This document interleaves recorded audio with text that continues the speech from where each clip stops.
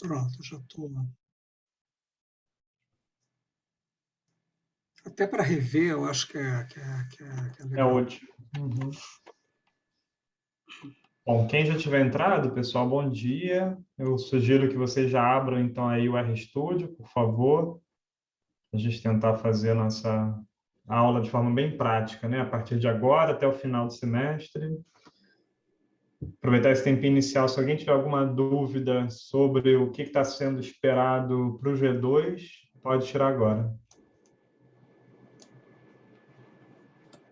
Essa questão, vocês podem repetir só para ficar mais, ou vocês vão mandar algum texto só para ter uma coisa mais certinha para se guiar? Eu posso formalizar o enunciado para vocês, ajuda, né, Mariana? Vou Sim. fazer isso e colocar lá na EAD, então, como enunciado para o G2. Mas, de novo, né, agora a gente vai se dedicar inteiramente para o R até o final do semestre, o que não significa que vocês não possam tirar dúvidas a respeito do trabalho, do G2, do que está sendo esperado, e caso vocês queiram compartilhar alguma coisa parcial que estejam fazendo, a ideia, de fato, seria fazer um trabalho com acompanhamento contínuo, né? Acho que aproveitar essa oportunidade da turma ser pequena, permite isso. Então, começamos, então, pessoal? Pode ser? Ele está me dizendo aqui que eu não posso minimizar aqui o Zoom para gravar. Será que você tem que compartilhar comigo? Já tá, você está como co-host comigo. Eu acho que, às vezes, só... Então, eu acho que eu vou. É, Não, mas eu não posso compartilhar a tela, senão. não, exatamente. Tá, É. não sei, de fato. Ele deve gravar o que tiver aparecendo para você na reunião. Quando eu Bom, compartilhar, deve ficar tranquilo. E até o mais importante acaba sendo o áudio mesmo. vamos tentar. Beleza. Pessoal, então vamos lá. A ideia hoje, como eu mencionei, né, a gente fazer uma aula bastante prática, o que tem uma complicação em si com o ensino remoto, quando a gente está fazendo uma atividade prática que envolve computador, como foi na primeira metade do curso, né? Que às vezes é difícil para vocês acompanharem ao mesmo tempo algo que esteja sendo exibido na tela, né, para todo mundo, que eu vou compartilhar, e ao mesmo tempo vocês realizem as operações nos computadores e nas telas de vocês. Ainda assim, né, quando a gente está no ensino presencial, é muito mais simples, que a gente consegue exibir a tela, né, no quadro, algum tipo de tela, e enquanto cada aluno fica no seu próprio computador realizando a prática, ele pode olhar facilmente, né? Você tem muito mais área de visualização. Aqui, o que eu sugiro são duas alternativas, né? Para quem tiver um monitor widescreen um pouco mais largo, pode tentar distribuir a tela realmente em duas, né? Deixa a tela do Zoom numa metade da sua tela, né? O que eu compartilhar a janela do Zoom numa metade da tela, e vocês abrem os próprios, o ambiente do RStudio de vocês em outra metade da tela. Isso pode ficar um pouco apertado, realmente exige um monitor um pouco maior para funcionar bem. A outra alternativa é, de fato, vocês só abrirem o Zoom numa janela, abrirem o RStudio em outra janela e alternarem ao longo da aula em cada uma das duas janelas. Então, eu vou fazer um ritmo de propósito bastante lento, especialmente agora no começo, tá? Para a gente aprender essas etapas. Ainda assim, se tiver rápido, se vocês não tiverem entendido alguma coisa, alguém se perdeu, por favor, avisem, levantem a mão, falem no microfone, eu paro e a gente vai devagar, porque é muito importante, tá, pessoal?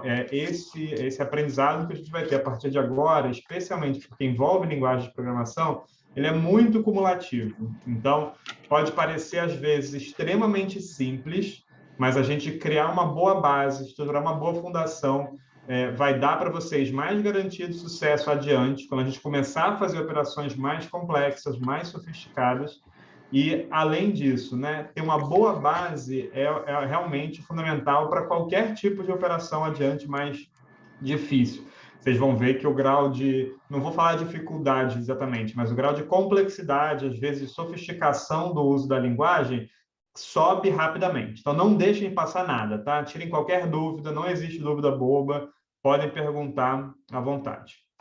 A ideia, então, é a gente aprender essa linguagem de programação, um pouquinho só dela, né? Realmente uma pequena introdução, em algumas aulas aí, daqui até o final do semestre, chamada R, né? O nome é engraçado, né? Só a letra R, realmente. Em geral, o pessoal da computação é péssimo com nomes. Escolhem nomes muito pouco descritivos, não faz muito sentido, adoram fazer piadinhas com nomes. É exatamente isso que aconteceu com essa linguagem chamada R. Por que ela chama R? Eu acho que é minimamente importante que todo mundo que aprenda ela saiba disso. Primeiro, ela se chama R porque ela deriva de outra linguagem chamada S. Então, é uma letra que é próxima a S, que é uma linguagem feita para uso estatístico. Em inglês é statistics, né? Então, S vem de estatística e R é uma linguagem que foi derivada da linguagem S. Mas não é só por isso. Ela também tem esse nome porque ela foi criada por dois programadores matemáticos cujos nomes começam ambos com a letra R. Um deles chama-se Ross Ithaka e o outro chama-se Robert Gentleman. Então, porque os dois começam com o nome com a letra R e porque eles basearam a linguagem numa linguagem anterior estatística chamada S, um deles é neozelandês, outro é canadense, eles decidiram, então, criar essa linguagem, batizar essa linguagem de R. É uma linguagem com foco estatístico muito grande, o que não quer dizer, surpreendentemente, que seja exclusivamente quantitativa, ainda que a gente vai ver muita coisa quantitativa nela. Principalmente, R é uma linguagem voltada para uso de larga escala, para você mobilizar uma quantidade muito grande de dados, ainda que qualitativamente. No final, nas últimas aulas, a gente vai ver como a gente vai fazer isso melhor, mas é importante a gente ter uma base, de partir de uma determinada base estatística, de fato, numérica, quantitativa, para vocês ficarem confortáveis com o manuseio da linguagem, porque a parte qualitativa, em geral, é sempre mais difícil, é sempre um pouco mais complicada do que a parte mais quantitativa. O R, vocês baixaram duas coisas, né? É importante que eu fale para vocês também a diferença. De um lado, tem a linguagem R propriamente dita, foi o primeiro programa que vocês baixaram, é uma linguagem de programação, foi instalada nos computadores de vocês, e ela, ao mesmo tempo, é um chamado ambiente de programação. Você tem um programa no qual você pode escrever em linguagem R. É como se fosse, imaginem que você usa um programa do tipo Word, né, da Microsoft. O Word é só o editor de texto. Você não escreve no Word em linguagem Word. A gente escreve em português, a gente escreve em inglês.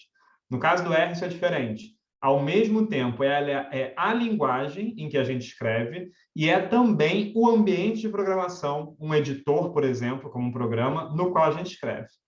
O próprio editor base da linguagem R não é tão completo e não é tão amistoso, né, para uso, especialmente por não especialistas. Logo surgiu esse outro ambiente de programação, aí sim chamado RStudio. Então, o RStudio é um ambiente de programação que facilita muito o uso da linguagem R e ele é praticamente universal entre os usuários da linguagem. Existem algumas alternativas, tem gente que prefere programar só com R base, tem gente que usa outras alternativas, mas de longe o RStudio é a plataforma mais usada para programação, por isso que eu recomendei que a gente utilizasse ele. Sugiro, então, agora, recomendo que todo mundo abra, eu vou compartilhar a minha tela do RStudio com vocês, e agora vocês aproveitem aí para organizar o ambiente de trabalho de vocês. Vejam quem vai dividir a tela em duas e deixar permanentemente, né, de um lado a minha tela, de outra a tela própria de vocês, com o RStudio de vocês aberto, ou quem vai abrir como duas janelas e ficar alternando entre ambas. Eu imagino que vocês devam ter aberto alguma coisa parecida com essa tela aqui, ainda que com uma cor talvez diferente. Eu já vou falar um pouquinho dessa alteração de cor. Vamos abrir o RStudio, não é isso? Isso, o RStudio. Tá. Especificamente, a gente abre só o RStudio. O RStudio só funciona se vocês tiverem instalado o R na máquina de vocês.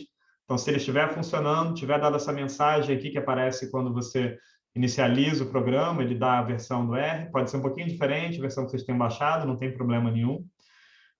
Mas abrindo, então, todo mundo o RStudio dessa forma. Por que o R é uma linguagem interessante também, né? A gente falou isso lá no começo do curso. Ele é um software livre. O que significa isso? Primeiro, que ele é gratuito, que é muito importante, mas segundo, que ele pode ser utilizado e redistribuído, e ele é a ferramenta, né, a linguagem R como um todo, principal para uso de programação, de linguagem de programação em ciências sociais, por conta de uso de base de dados, de análises quantitativas, mas não somente quantitativas, né? O R, ao contrário, por exemplo, né, dos programas que a gente já usou anteriormente, na primeira metade do curso, né, que foi dada pela Alckmin, ele não é um programa com interface exclusiva ou principal de botões, né? A gente não clica muitos botões e menus como a nossa atividade principal. A gente tem que realmente escrever comandos. A gente precisa saber uma linguagem específica, que é a linguagem R, para escrever comandos. Essa é a nossa interação com o programa em si, é por meio da própria linguagem. Ele é controlado por código. O RStudio facilita, né, um ambiente de programação que facilita o uso da linguagem R. Várias vezes eu vou mostrar para vocês alguns dos mecanismos que o RStudio fornece para a gente que facilitam o uso da linguagem. Mesmo assim, é necessário um conhecimento mínimo de programação para trabalhar com ele, porque a gente escreve comandos e manda executar comandos que a gente mesmo escreve. Além disso, eu espero que essa aula aqui sirva como um curso geral de introdução à programação, caso alguém tenha algum interesse em aprender mais um pouco dessa área, ou se encontre, né, no momento profissional que faça sentido você conhecer alguma coisa de outra linguagem de programação. Hoje em dia, existem, né, centenas de linguagens de programação, realmente, ainda que menos delas sejam mais disseminadas, mais conhecidas. Talvez você já tenha ouvido falar de Python, que é uma linguagem muito mais disseminada também, e R tem muitas similaridades com Python. Então, para quem não conhece nada, essa introdução à programação que a gente vai fazer aqui vai servir também para vocês no futuro. Se alguém perguntar, você sabe alguma coisa de Python? Você vai poder dizer, não, Python eu nunca vi diretamente, mas eu já vi R, que é muito parecido. Ou, de fato, se vocês gostarem, né, de alguma forma, tomarem gosto pela coisa, querem aproveitar as férias para aprender algo mais de programação e só encontrarem alternativas com Python, vocês vão ter uma base interessante para começar com isso também. Outro aviso que é importante, né? No começo são muitos avisos. Inglês, né? Inglês é um certo mal necessário na programação. A gente sabe que na graduação, né, não existe a obrigatoriedade de que vocês saibam nada em inglês, mas muito do universo da programação é em inglês, os comandos são praticamente exclusivos em inglês, então é um conhecimento, né, que, em geral, acaba sendo sempre bastante útil para a vida profissional de vocês de qualquer forma, mas como vocês não têm obrigação, mais uma vez, perguntem. Fiquem à vontade para perguntar qualquer coisa que não fique claro, vocês não tenham entendido, que eu possa traduzir para vocês. E eu não sei, e vocês podem me falar agora também, se quando vocês baixaram o RStudio, vocês baixaram ele, eu nem lembro se ele existe em versão em português. Aqui no alto, nesse menu onde eu estou passando o mouse, alguém tem a versão em português ou todos em inglês? Em inglês, o meu tá. Também está em inglês. Beleza. Isso ajuda, porque a gente vai estar sempre na mesma língua, então eu posso falar dos menus em inglês, né? Não é a forma mais amistosa para quem não tiver um domínio muito bom da língua, mas a gente vai funcionando mesmo assim. Então, a primeira coisa que eu vou sugerir que todo mundo faça é vir nesse menu aqui chamado Ferramentas, né? Tools, esse menu aqui.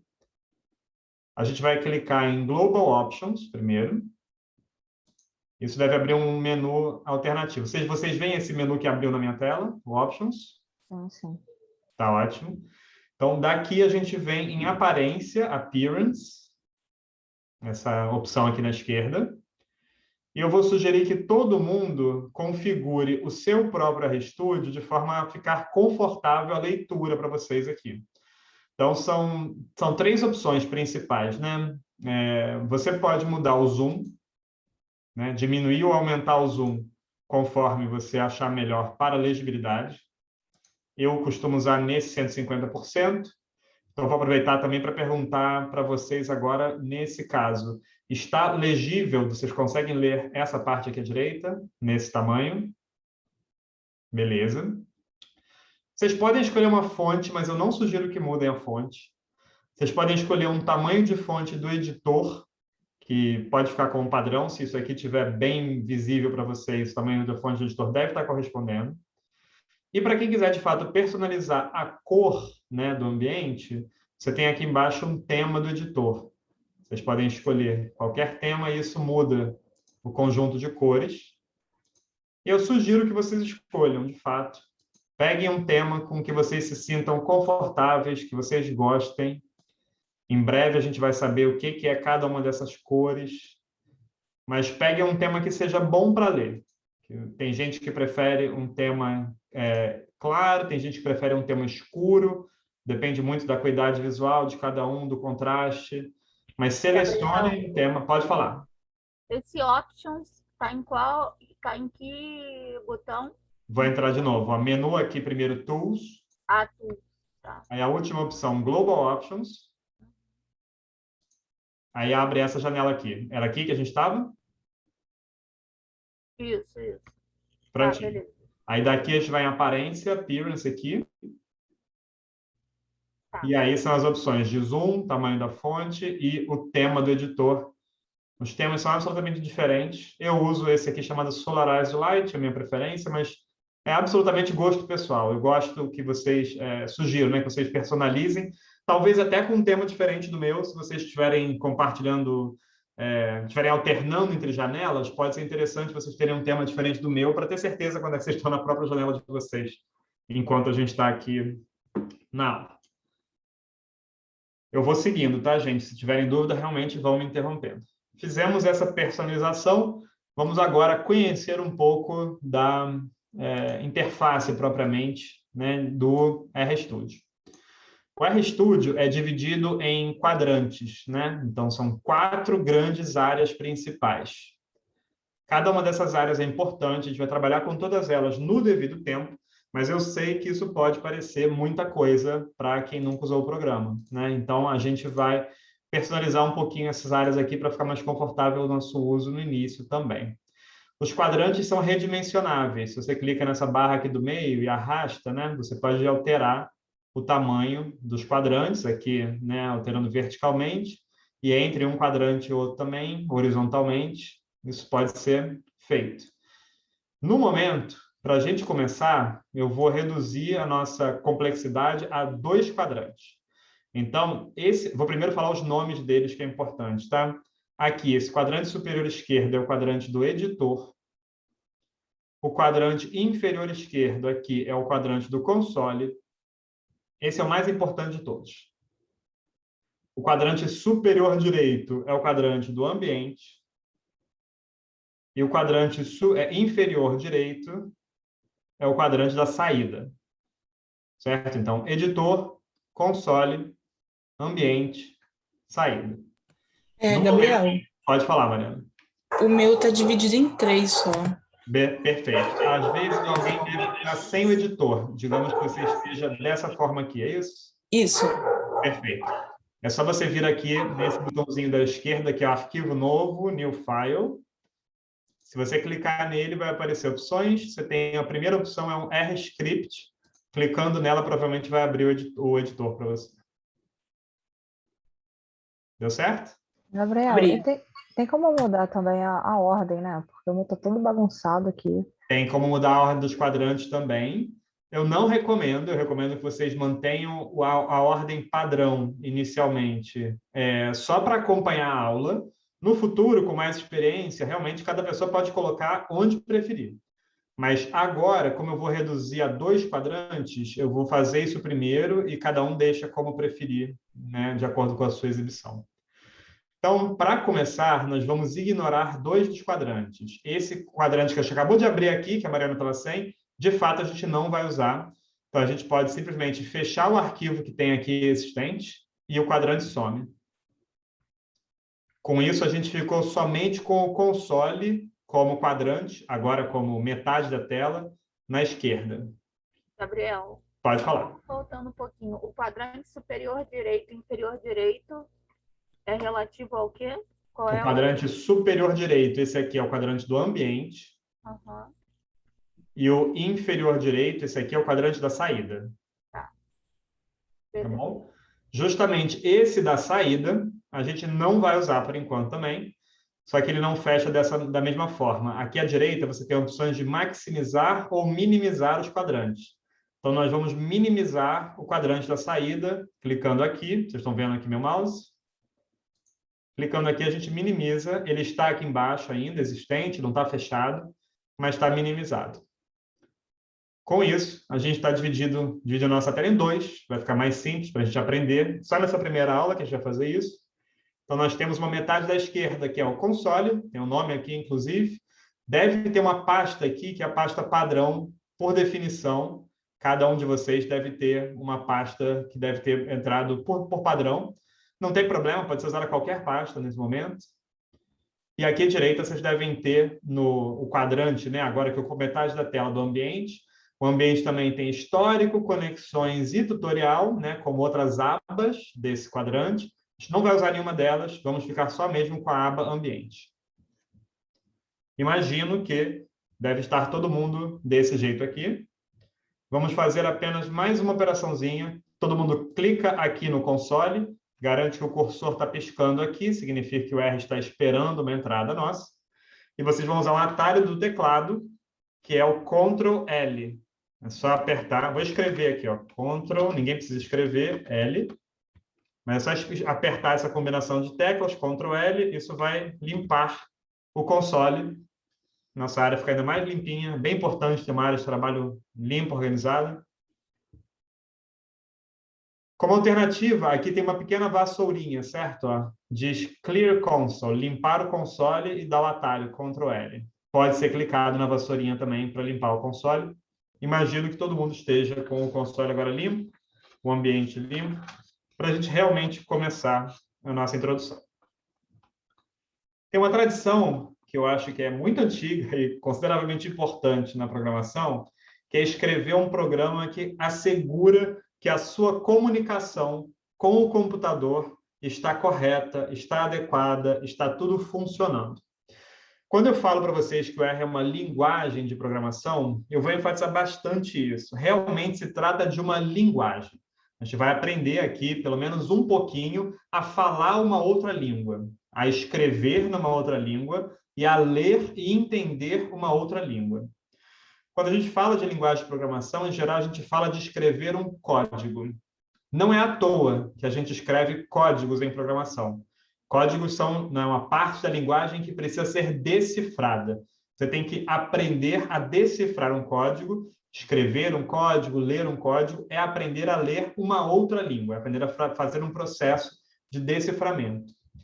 Então, quem tem facilidade com o aprendizado de línguas estrangeiras, por exemplo, costuma ter facilidade de aprender a programar, porque, de fato, é uma coisa de aprender uma nova língua, uma nova linguagem.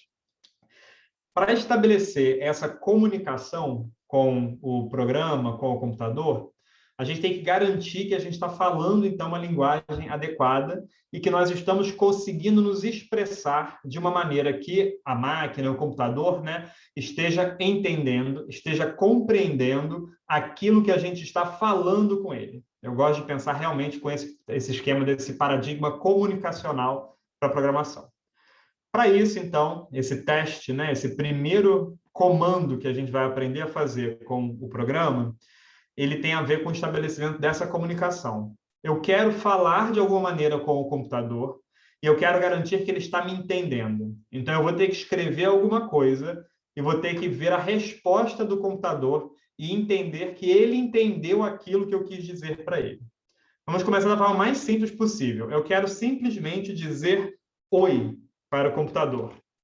Então, aqui no console, eu escrevi oi, né? Escrevi O, I e uma exclamação. Só isso. E apertei Enter. Todo mundo sugiro que faça isso. E a gente vai ter o primeiro grande aprendizado, muito importante, que é lidar com erros. Quase que o tempo todo, aprender a programar é aprender a lidar com erros, entender o que os erros significam, porque os erros são informativos. Então, de novo, mais uma vez, né, como eu falei que ninguém tem que ter medo de perguntar, ninguém tem que ter medo de errar. Os erros, ao contrário, são informativos. A gente aprende com os erros. E aí, a gente tem que aprender a ler os erros também, porque os erros, né, no caso da linguagem de programação, normalmente eles informam alguma coisa para a gente. Então, dá mais uma vez em inglês aqui. Às vezes pode ter gente que está configurado em português e a mensagem de erro pode estar em português. No caso dessa mensagem aqui, ela me diz o seguinte: erro, eu tenho um símbolo inesperado nessa frase, nessa expressão oi. Um símbolo inesperado que é uma exclamação, né? Então, isso me diz alguma coisa. Eu posso aprender com esse erro. Eu tentei falar para o computador alguma coisa. Tentei dizer oi para ele. só que eu coloquei uma exclamação. E esse erro me diz, olha, essa exclamação é inesperada. Qual é o passo lógico que eu devo fazer a seguir? Vou tentar me comunicar com o computador sem essa exclamação. Então, eu escrevo oi, dessa vez sem exclamação, aperto Enter de novo e tem um novo erro. Tudo bem, a gente continua aprendendo com os erros. Esse erro, muito importante ver, né, notar isso, ele é diferente do primeiro erro. O segundo erro me deu uma outra informação. Ele me disse, olha, objeto chamado oi não foi encontrado. Isso me diz para o computador, né? Isso diz que o computador, de alguma forma, entendeu que eu estava procurando um objeto chamado oi, mas ele não encontrou esse objeto. Ele não localizou esse objeto. Então, a gente tem que encontrar alguma forma. Qual é o meu objetivo, tá? Eu quero dizer para o computador oi, eu continuo querendo dizer oi para ele, e eu quero que ele me diga oi de volta.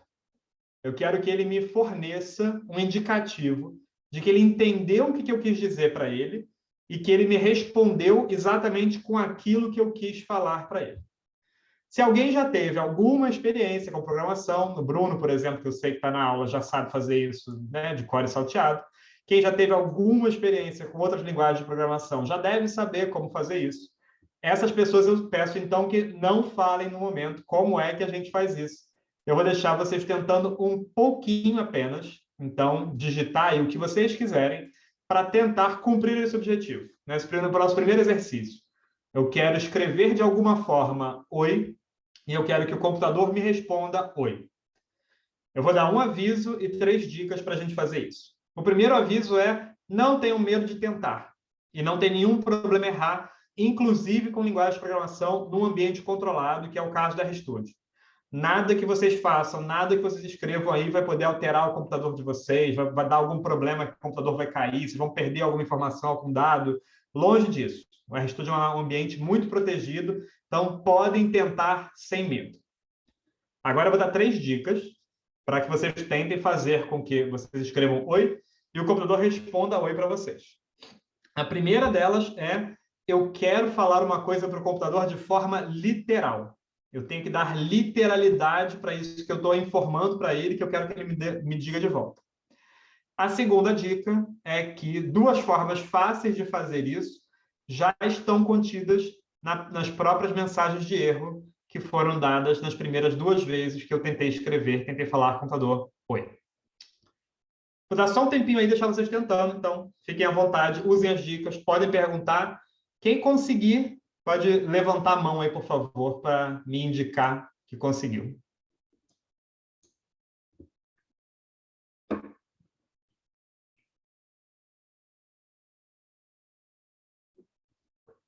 O Bruno, eu espero que seja o primeiro a levantar a mão. Ah, mas quem sabe programar tem que levantar a mão também? Por favor, aí pode levantar numa então. boa.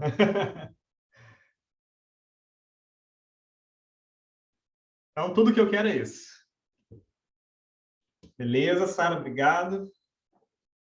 De novo, gente, não tem problema se não conseguir. Não é necessariamente óbvio, simples, evidente.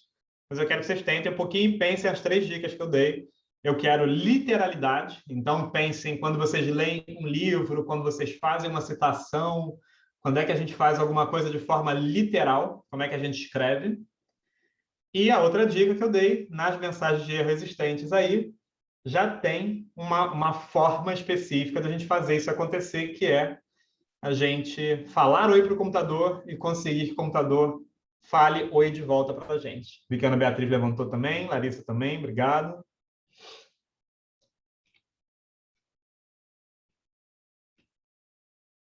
Beleza, não vamos ficar tanto aqui, queria só deixar vocês experimentando um pouquinho, não tem nenhum problema quem não tiver conseguido, porque é quase que um chute, né? Quase que a gente tem que adivinhar aqui, e que não é o nosso objetivo exatamente. Quando eu falei para vocês a respeito da literalidade, estava pensando numa citação, como a gente faz uma citação bibliográfica, né? Em geral, quando a gente cita alguém, a gente escreve entre aspas. Então, se eu escrevo entre aspas, oi, e dou enter, olha o retorno do console. Oi. Isso é um indicativo, de alguma forma, né, que eu consegui me comunicar com o computador.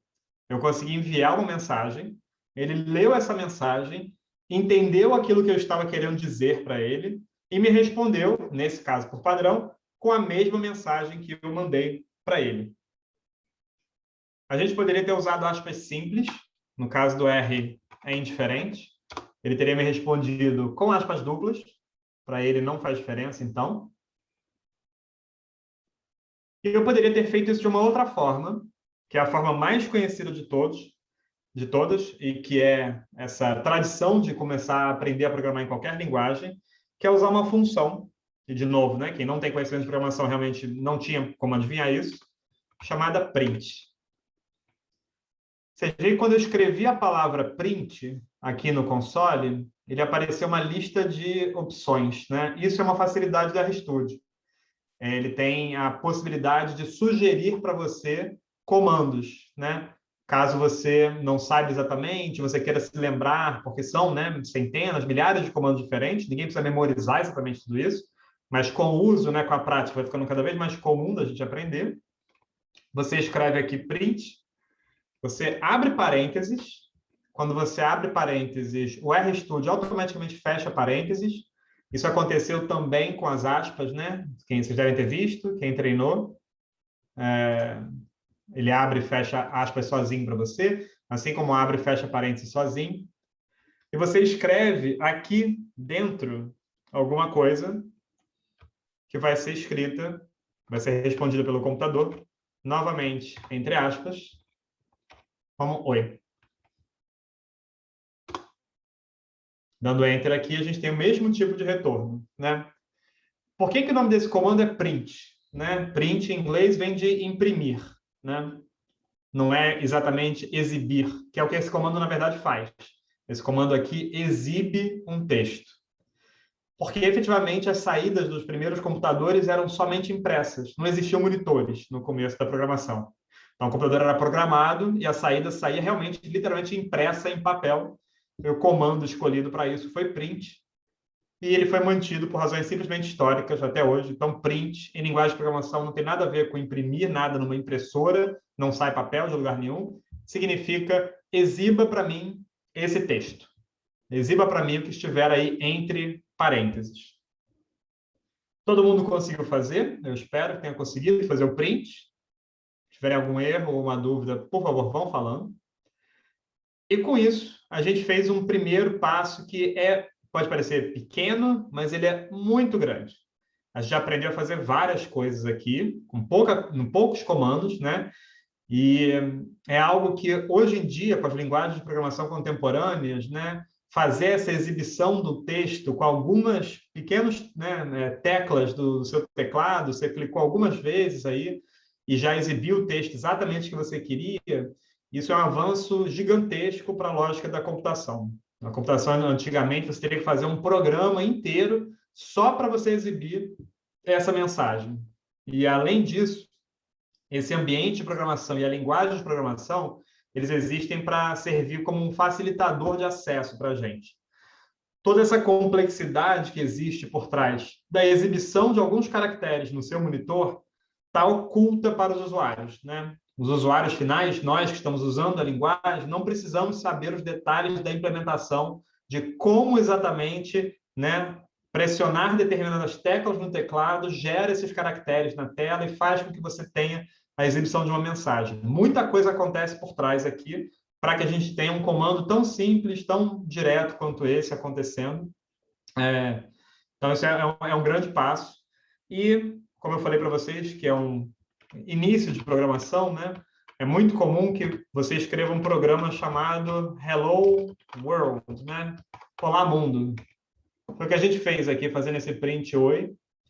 E pode ser que vocês não gostem de programação, não se deem bem com programação, não se sintam motivados, mas para quem gostar, para quem achar interessante, para quem quiser, né, aprender mais, vai certamente se lembrar de algum momento, em algum momento no futuro, quando aprendeu a fazer o seu primeiro print, o seu primeiro Hello World. Então, esse é quase que um rito de passagem para aprender a programar. Não queria que a gente deixasse de fazer esse rito de passagem.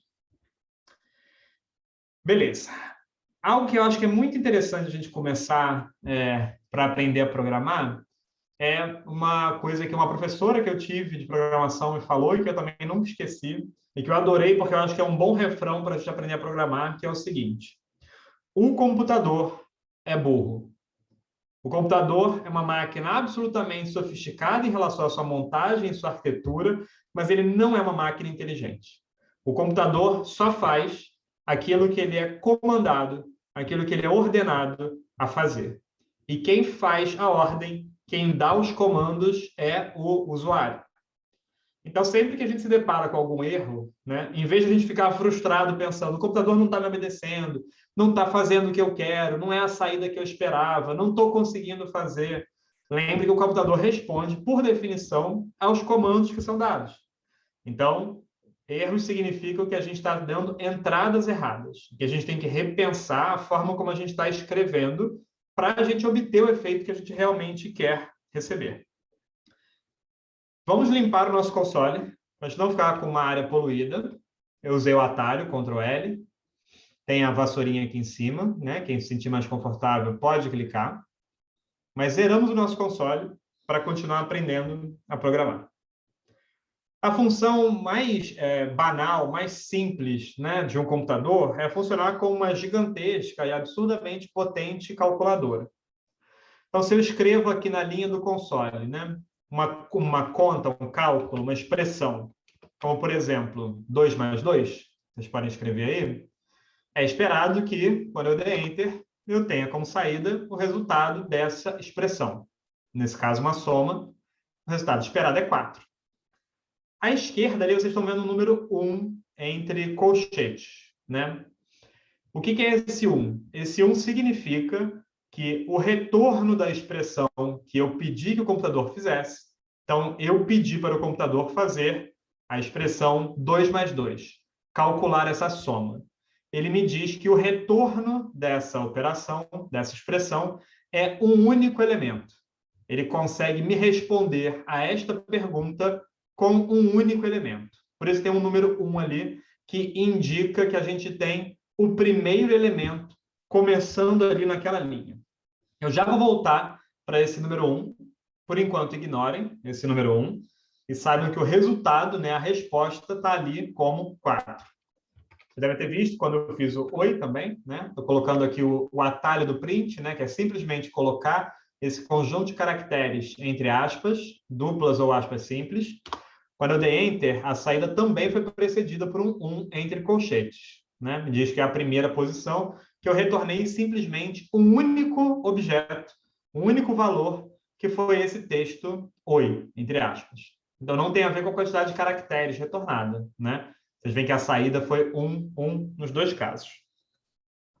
O computador, então, pode funcionar como uma grande e sofisticada calculadora. E, às vezes, a gente usa, de fato, o computador para fazer computações, para fazer cálculos. O computador funciona com vários operadores matemáticos básicos que a gente esperaria. A gente pode ter uma subtração, 5 menos 3, ele vai nos dar o resultado esperado. Eu não preciso dar espaçamento. Espaços em branco, via de regra, são ignorados pelo computador. Então, se eu escrevo igual, né, grudadinho ali, 5 menos 3, a saída esperada deveria ser idêntica ao espaçado. Mas, para maior entendimento, para precisão, é uma boa prática de programação você espaçar os seus elementos, né, no console. Isso facilita a compreensão, a exibição, né, do que a gente está fazendo.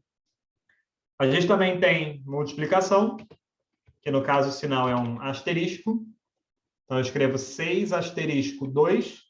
Espera-se que a saída seja 6 vezes 2, 6 multiplicado por 2, 12. E temos igualmente divisão, que é uma barra numa data. Eu boto 6 barra 3, eu tenho uma divisão, 6 dividido por 3, tenho 2 como era esperado. Além disso, a gente pode fazer uma potenciação, né? Fazer um número elevado a outro número. Então, se eu quiser fazer 3 elevado a 2, né? Fazer 3 ao quadrado, eu coloco um acento circunflexo e ele me indica 9. O acento circunflexo, eu gosto de lembrar que é como se fosse uma setinha apontando para cima, né? Coloque em cima do número 3 o expoente 2. Né? Eu quero 3 elevado ao quadrado. Se eu fizesse o contrário, eu teria 2 elevado a 3. 2 elevado ao cubo. A gente sabe que é 8. Tem uma outra forma de fazer a potência. Às vezes vocês podem se deparar com ela, idêntica à anterior, que é colocar 2 asteriscos seguidos um do outro. Então, 2 com 2 asteriscos, 3, significa exatamente 2 elevado a 3. O resultado esperado também deve ser o nosso 8. Várias vezes ao longo dessas próximas aulas, vocês vão ver que existem formas diferentes de você alcançar os mesmos resultados. Então, não existe apenas uma única forma de você chegar a resultados idênticos. Podem ter várias formas de você fazer um mesmo procedimento. A gente fez um print chamado implicitamente e a gente fez um print chamado explicitamente. Os dois dão o mesmo resultado. Quando eu estou fazendo a primeira vez, né, quando eu fiz simplesmente as aspas e o oi, eu estou chamando implicitamente esse comando, né, que é o comando print, que é o comando imprima na tela, que é o comando exiba para mim a mensagem que está aí entre aspas. Se eu tivesse, inclusive, chamado print sem lembrar das aspas, o que será que teria acontecido? Imaginem um pouquinho. Vai dar erro o que aconteceu comigo. Vai dar erro, muito bem. Que bom que você testou e treinou também antes. Por quê? Porque a gente está com, de novo, um símbolo inesperado, né? É aquele mesmo erro que a gente tinha obtido no começo, quando a gente tentou chamar o oi, né, com a exclamação sem as aspas. Aí a gente podia se perguntar igual. Vou repetir. Print, oi, sem aspas. O print, oi, sem aspas, será que resolveria? Também não resolveria e deu o mesmo erro que deu originalmente, que foi eu chamar o oi sem a exclamação. Ele me disse objeto oi não encontrado. A gente já vai entender melhor por que a gente obteve, né? Porque a gente teve esse erro. Vocês podem ter visto aqui que, em determinado momento, eu quis retornar, né, fazer novamente um comando que eu fiz antes. Eu apertei no meu teclado a tecla setinha para cima. Quando eu aperto a tecla para cima, eu retorno a comandos que eu dei anteriormente. Então, a tecla para cima me leva a todos os últimos comandos que foram feitos. Então, se eu quero repetir, eu fiz 3 elevado a 2, eu vi que é 9. Mas eu queria ter feito 3 elevado a 3, eu aperto uma vez para cima, apago 2, troco por um 3, mando de novo e a gente sabe que 3 ao cubo é 27.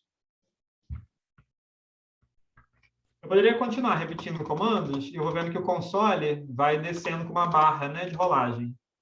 Posso subir para ver o que eu fiz antes, mas eu não posso voltar, né? Eu não posso clicar aqui em cima e editar alguma coisa que eu escrevi antes, porque aqui a gente não está no editor. Aquela janela que a gente fechou, aquele quadrante que ficava aqui em cima, que era editor, permitiria que a gente fizesse isso. Mas ele funciona de um outro jeito. Na aula de hoje, a gente não vai usar o editor, a gente vai usar apenas o console, então a gente não pode voltar, né? Ah, queria clicar aqui em cima, queria mudar. Por isso que a gente tem essa seta para cima, a gente vai voltando nos comandos anteriores para exibi-los novamente e editá-los, né? Alterá-los. Enquanto eu não apertar Enter, a gente pode mudar e vai fazendo novos comandos e tem novas saídas. Como eu não gosto do console muito sujo, eu acho que depois de um tempo isso vai confundindo a gente, eu vou e uso o Ctrl L para apagar, né, o que estava aqui. Eu vou aumentar um pouquinho o tamanho da minha letra hoje, eu acho que pode ajudar. Vou lá na aparência, vou aumentar o meu zoom. Achei melhor um pouquinho a saída, talvez, para vocês. Beleza. Vimos, então, que a linguagem de programação R pode funcionar para a gente tratar o computador como uma gigantesca calculadora, mas a gente tem um aplicativo de calculadora também, né? Aí no nosso sistema operacional, provavelmente no Windows, né? Seja quem estiver usando o macOS. Para que eu vou usar um programa sofisticado, né, para fazer com que o meu computador seja só uma grande calculadora? Não faz muito sentido isso. Mas essa é uma das duas principais funções de qualquer computador. A outra delas, né, é uma função muito mais importante, muito mais utilizada, e é com base nela que funciona todo o nosso resto. Não que as contas não sejam importantes e que o fato do computador ser uma potente calculadora não signifique muita coisa, mas não é a sua função principal, né? Para isso, a gente poderia usar simplesmente uma calculadora. A gente tem, então, um outro lado da função principal do computador, que é ele possuir uma memória e ele funcionar como um dispositivo de desvio de controle de fluxo. O que significa essa expressão complicada? O computador tem uma lógica própria. A gente consegue trabalhar com o computador com um conjunto de condições, com um conjunto de testes, com um conjunto de caminhos que faz com que a gente consiga realizar operações muito mais complexas graças a essa qualidade que uma calculadora não tem. A calculadora não pode, né? Calculadoras mais simples, evidentemente, não podem fazer um resultado condicional. Não sabem seguir um determinado caminho se determinada condição for verdadeira. E, via de regra, também, elas não têm exatamente muita memória. Você pode até ter uma pequena memória para armazenar alguns resultados numa calculadora, mas você não tem uma grande memória que permita que ela armazene, por exemplo, uma base de dados, como um computador pode armazenar. Então, a gente vai aprender agora um pouco sobre essa segunda função principal, importante dos computadores, que é o uso da memória e o desvio do fluxo de acordo com algumas condições. Vamos começar com a memória. De que adianta eu fazer uma conta do tipo 3 mais 3, e eu sei que o resultado é 6, mas eu quero fazer uma operação em cima do resultado dessa expressão anterior. Eu não quero ter que ficar toda hora, né, redigitando quando eu quiser acrescentar alguma coisa a essa soma. Eu quero, de alguma forma, guardar um resultado e guardar esse resultado numa memória. Como é que a gente guarda um resultado numa memória do computador? E essa é a operação que a gente mais faz o tempo todo, que a gente quer guardar a informação e agir em cima da informação que a gente está guardando. A gente faz isso por meio de uma outra operação que a gente vai aprender agora, chamada operação de atribuição. O que a operação de atribuição faz? A atribuição de atribuição pega um determinado valor e guarda num espaço específico da memória.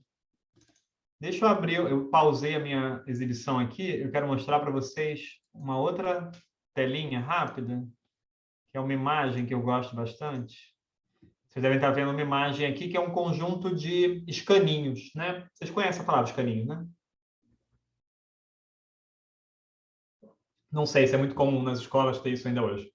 Você tem um conjunto de recipientes onde você guarda alguma coisa. Isso é comum para você guardar cartas, correspondência, né? Material escolar. O que é importante nessa metáfora dos escaninhos, né? Essa metáfora dos escaninhos está servindo para a gente como uma metáfora da memória do computador.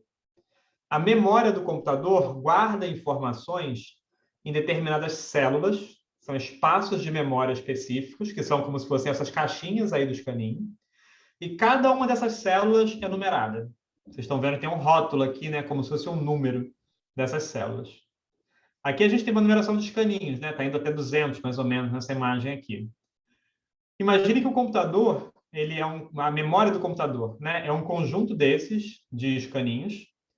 Em vez de eles serem como uma matriz, uma planilha, né, terem dimensões x e y aqui, terem altura e largura, vocês estão vendo que aqui ele está indo sequencialmente na vertical, né? Está descendo. A ordem é essa aqui, sobe, desce, sobe, desce, sobe. Imagine que o computador é como se fosse só... A memória do computador é uma tripa gigantesca desses escaninhos, absolutamente sequencial. Ela vai do número 0 até o número 1, 2, 3, e segue assim sequencialmente, número a número, até números absurdamente gigantes. A memória chega a números efetivamente completamente gigantescos. Esses números são ótimos para o computador. O computador lê, né, números e lê sequências de números com muita facilidade. Mas são péssimos para a gente usuário, né? Porque eu lembrar que eu guardei uma informação no escaninho de número 184 e que essa informação tem um sentido específico para mim, que é totalmente diferente da informação que eu estou guardando no escaninho 185, que é diferente da informação que está guardada no escaninho de número 3, que é diferente da informação que está guardada no escaninho de número 5 bilhões e alguma coisa. Esse número não é exagero. Esse número realmente existe na memória do computador. Para a gente, usuário, isso é muito pouco útil, isso é muito pouco intuitivo. E por conta disso, existe esse conceito, que é fundamental, que a gente vai aprender agora, de uma variável. A gente pode, né, a linguagem de programação permite que a gente dê nomes, que a gente dê rótulos com palavras que a gente escolhe para aqueles escaninhos. Então, digamos que eu queira, né, de alguma maneira, trabalhar com o número 3. O número 3, para mim, é um número importante. Eu quero guardar esse número, eu quero armazenar esse número na memória do computador. Para armazenar esse número, eu vou escolher um daqueles escaninhos, vou dar um rótulo, vou dar um nome para aquele escaninho e vou dizer para o computador guardar, armazenar o número 3 naquele escaninho. O computador, ele sozinho, sabe que ele vai guardar o número que eu passar para ele no escaninho de número 227. Eu não tenho acesso a 227, ele tem. E eu não quero ter acesso ao número 227. O número 227 não me diz nada. Não me diz nada a respeito desse valor 3. Esse valor, digamos que é um valor importante para a gente. Eu vou dar um nome qualquer, e é o nome da variável por excelência na matemática, né? Essa letra, a letra X. Então, eu cliquei no console aqui, X. X vai ser o nome do meu escaninho. É o apelido que eu estou dando para o número real, que é o endereço de memória daquele escaninho para o computador. Mas eu vou chamar do nome que eu quiser. E escolhi esse nome, que não é exatamente bom, mas é um nome muito comum na matemática. O nome dele vai ser X. Agora eu quero armazenar o valor 3 nesse escaninho. Para isso, eu vou fazer uma operação de atribuição. Essa é uma operação muito importante. O operador da operação de atribuição, na linguagem R, é esse conjunto de sinais aqui. É o sinal menor que, seguido de um hífen. São 2 caracteres, né? Menor que, hífen. Esses 2 caracteres juntos formam uma setinha, né? Uma setinha apontando para a esquerda. Uma setinha apontando para o X. O que eu colocar depois dessa setinha, o número 3, eu vou armazenar no X. Essa é uma operação de atribuição. Eu dei Enter, e depois do meu Enter, não apareceu nada no console. Vejam, todas as operações que a gente estava fazendo antes, depois que a gente dava Enter, aparecia alguma coisa no console. Não apareceu nada dessa vez. Mas apareceu alguma coisa em algum lugar da tela. Quem viu que apareceu?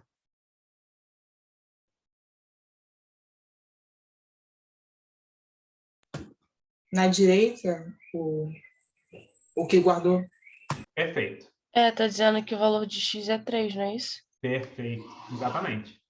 Então, a gente tem no nosso outro quadrante, que tinha ficado inerte até o momento, nosso quadrante ambiente, no ambiente global, a gente tem uma variável chamada X. Esse é o nosso rótulo, essa é a variável. E a gente tem uma tabela, uma correspondência de valores. O ambiente está dizendo a variável X possui valor 3. Por que a variável X possui valor 3? Porque a gente mandou. Olha o comando que a gente fez. A gente fez o comando de atribuição. Eu gosto de pensar em formas de se ler o código, de se ler o comando. Como é que eu leio esse comando de atribuição? A gente pode ler ele de uma forma invertida ou direta.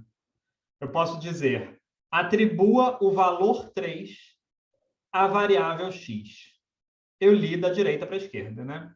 Atribua o valor 3 à variável X. Eu posso ler da mesma forma da esquerda para a direita. A variável X é atribuído o valor 3. Uma forma muito comum de ler, e que eu acho que ajuda bastante a entender, e ajuda esse fluxo da setinha para a esquerda, e a gente mantém a ordem de leitura da esquerda para a direita, é a seguinte. A variável X recebe o valor 3. A variável X, que é algo que eu escolhi, recebeu um valor, que foi um valor que eu determinei, que é o que está do lado direito da setinha. Variável X recebe o valor 3. A gente faz essa operação direto, o tempo todo, é a operação de atribuição. A atribuição significa guarde essa informação. Armazene essa informação na sua memória. Eu vou precisar dessa informação no futuro. É uma informação com a qual eu quero trabalhar. Por isso, eu preciso atribuir essa informação a uma variável na memória. Eu vou dar um nome para esse espaço onde esta informação está guardada. Como é uma operação que a gente usa muito, e ela é uma operação que em R precisa de 2 caracteres, né? O sinal menor que e depois o hífen, vamos dizer que eu vou atribuir agora a variável x o valor 4. Eu posso dar Enter, e como esperado, no ambiente a gente viu que o valor de x passou a ser 4. Como essa é uma operação que a gente faz o tempo todo, existe um atalho no teclado, que é muito utilizado em R, que é para você escrever a setinha de uma forma mais rápida. Se eu escrevo simplesmente aqui, vou escrever no console x, e vou agora no teclado segurar, vou escrever para vocês verem só aqui, mas é só porque eu estou escrevendo o atalho para vocês. Alt mais hífen. Hífen ou menos, né, que é o mesmo sinal, é do lado do mais no teclado de vocês. Se eu escrevo x, seguro a tecla Alt da direita, né, do lado da barra de espaço e aperto o menos. Com uma pressionada só, né, dessas 2 teclas, ele já faz para mim espaço, setinha, espaço. Testem aí vocês. Apaguei a minha linha, escrevi x, nem dei espaço, apertei Alt menos, ele já fez para mim a setinha da atribuição, e eu posso escrever 3 do lado, voltei a dar o valor 3 para a minha variável x. Para quem já sabe alguma outra linguagem de programação, essa atribuição aqui, esse símbolo de atribuição, é bastante particular da linguagem R. Existe um outro símbolo de atribuição que funciona em quase todos os casos em R também. Se alguém preferir, por conhecer de outra linguagem de programação e quiser usar, não tem problema usar. Eu não recomendo para quem está começando, mas para quem não está começando, vocês podem usar o sinal de igual como atribuição. Então, isso aqui que eu escrevi agora, x, símbolo de igual 3, não significa, em linguagem de programação praticamente nenhuma, x é igual a 3. Isso significa exatamente o que eu falei para vocês com a setinha. Atribua a variável x o valor 3. Vou botar o valor 5 aqui para mudar. Da outra forma, como eu gosto de pensar, né? X recebe o valor 5. Vamos apertar Enter aqui. Mesma coisa que a setinha. Para quem preferir o símbolo de igual, pode usar, mas eu não recomendo para quem está começando. Recomendo que a gente fique com a setinha e se acostume um pouquinho a usar o Alt da direita com o menos para fazer a setinha mais rápido e atribuir ao x o valor 3. Espero que esteja tudo bem até aqui. Todo mundo deve, então, imaginar o que o console vai me responder quando eu fizer a seguinte operação. Estou fazendo a operação x mais x. O esperado, a gente sabe o valor que x possui nesse momento, a gente sabe como o computador opera com uma operação de soma. Quando a gente fizer x mais x e der Enter, o resultado esperado é 6. Por quê? Porque a gente sabe que a variável x possui o valor 3. Tudo certo até aqui, a gente poderia fazer isso com qualquer operação. O x pode confundir um pouco a gente, porque tem uma origem da matemática, né? A gente lembra de ter aprendido na escola, né? As variáveis, o valor da variável. Mas a gente está num outro universo aqui. A gente está dando um rótulo para uma informação. A gente está dando um rótulo para um dado. Como eu falei para vocês, né, no final aqui das nossas 2 últimas aulas, talvez, sobre R, a gente vai pensar muito mais sobre análise qualitativa usando esse software. Para isso, é fundamental que a gente saiba lidar não só com números, mas que a gente saiba lidar com texto. Por isso, eu queria adiantar para vocês, desde já, que a gente pode atribuir valores diferentes às variáveis. Então, vou fazer uma nova atribuição a variável x, vou dar um outro valor para esta variável. Só que agora vai ser um valor textual. Eu vou dar como valor um conjunto de caracteres. Como é que a gente trabalha com conjunto de caracteres? Como é que a gente trabalha com texto? Em linguagem de programação, a gente já viu, a gente abre aspas. Quando a gente abre aspas, o RStudio já fecha aspas para a gente, prático. E aqui dentro eu vou colocar um texto. Oi. Saímos completamente da matemática. Não tem nada de matemática nesse x. X é uma variável que recebe o valor oi. Quando eu der Enter, a minha tabela de valores das variáveis mudou. X agora possui o valor oi. Ok até aqui? Tudo tranquilo? É um texto.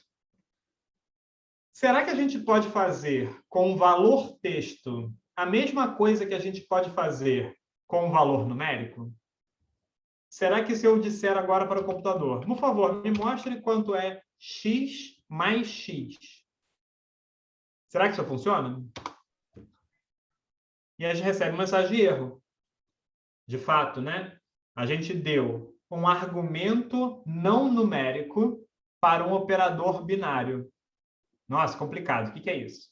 O que é o operador binário nesse caso? É o sinal de mais, é o sinal de adição. Ele é o nosso operador. Ele faz uma operação, aqui no caso, a operação soma. Por que ele é um operador binário? Porque ele trabalha com dois valores. A gente tem um valor do lado esquerdo da soma, um valor do lado direito da soma. Então, a gente está fazendo uma operação binária, uma operação soma, que tem dois valores. Só que a gente passou valores não numéricos, né? Ele falou argumentos não numéricos para um operador binário. É claro, porque eu tentei fazer uma soma com algo que não é um número. Tentei fazer uma soma de um texto. O que eu posso fazer com um texto, já que eu não posso somar um texto? Ah, eu posso exibir um texto. Já não exibi o texto antes? A gente lembra da função que exibe um texto. É a função print. É o comando print. O comando print exige um argumento, pelo menos. Como é que a gente passa argumento para essa função, para esse comando print? A gente passa argumentos para funções nomeadas usando parênteses. A gente abriu parênteses. Dentro do parênteses, a gente vai colocar o argumento da função. Outro nome para isso é parâmetro também. Eu prefiro argumento para ficar na linguagem, né, no paradigma comunicacional que eu falei com vocês. Eu quero exibir alguma coisa na tela. Exibir alguma coisa na tela é a função print. Eu quero exibir o que na tela? Um determinado texto. Só que dessa vez o meu texto está guardado, armazenado na memória. O que eu vou ter que colocar aqui como argumento da função print? O nome da nossa variável. Quando eu pedir para o computador imprimir x, ele não vai imprimir a letra x. X é apenas o nome, é apenas o atalho para aquele nosso escaninho onde está guardado aquilo que realmente importa. O que realmente importa? O valor de x. Qual é o valor de x? Oi. Se eu faço print x, ele responde para mim com o valor de x impresso, que é um conjunto de caracteres, é um texto, então ele me responde oi. Sem executar, quem imagina o que vai ser exibido quando eu rodar esse comando? Print, entre aspas, x. O que vai ser exibido?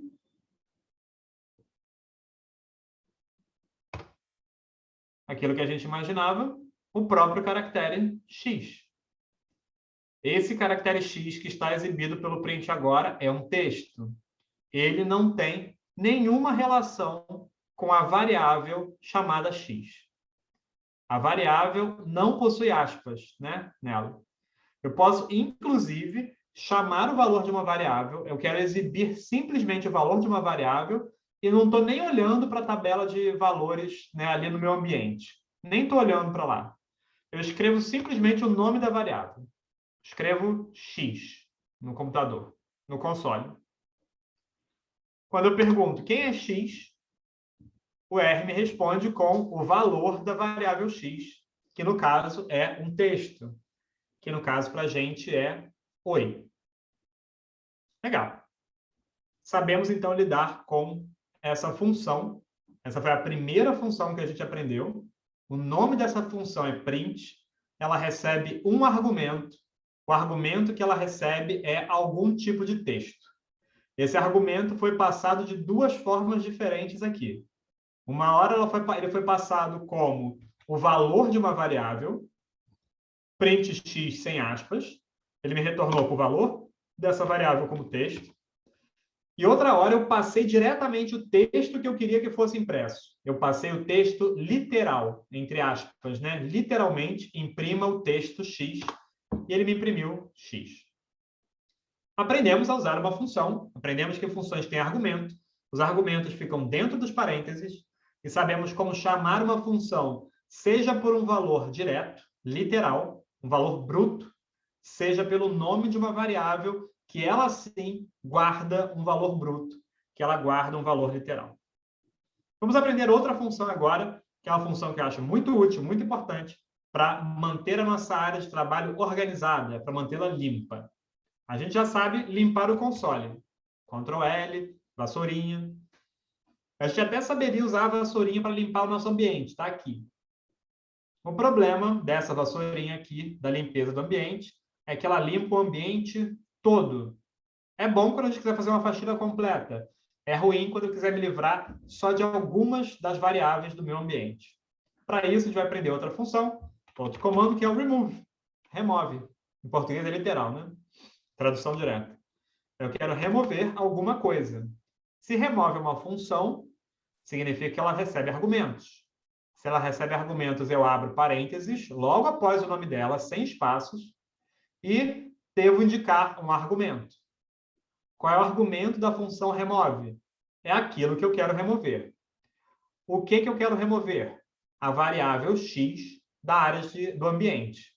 Não quero mais ela ali, não vou trabalhar mais com ela. Não quero um ambiente poluído, quero um ambiente limpo, arrumado. Então, eu removo a variável x. Eu escrevo x aqui na remove. Se eu der Enter, vocês vão ver que agora tem uma mensagem dizendo o ambiente está vazio. O ambiente está limpinho, organizado, não tenho mais nada no ambiente. O que acontece se agora no console eu perguntar para o console qual é o valor de x? Se eu der Enter, ele vai me dizer objeto x não encontrado. Não sei que objeto é esse.